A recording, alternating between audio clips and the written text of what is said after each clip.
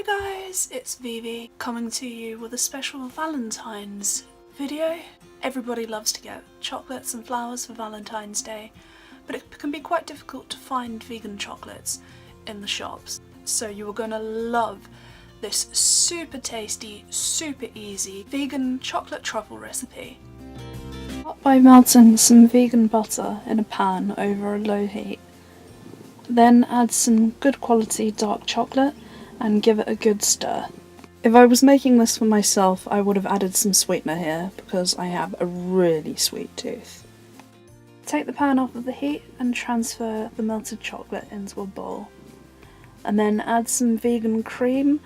If you can't find vegan cream, you can use coconut cream and give that a good stir. Now it's time to flavour the truffles. I'm using Prosecco, but you can use any liqueur or essence that you like, or leave plain. Once you've added enough flavour to suit your tastes, give it a good stir, and then chill in the fridge for 4 hours.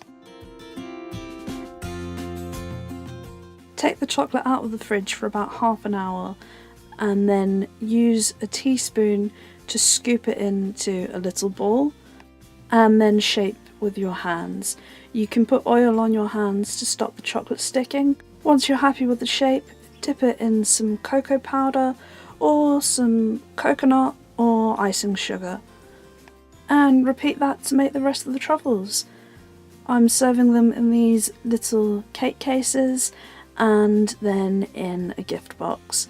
They really are so simple to make and so delicious.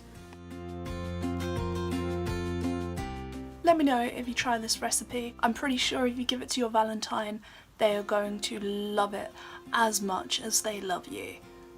I may have made it as a gift, but I absolutely can't resist trying one myself. Thank you so much for watching. Don't forget to give this video a huge thumbs up and subscribe so you don't miss a thing. I'll see you all again soon. Bye!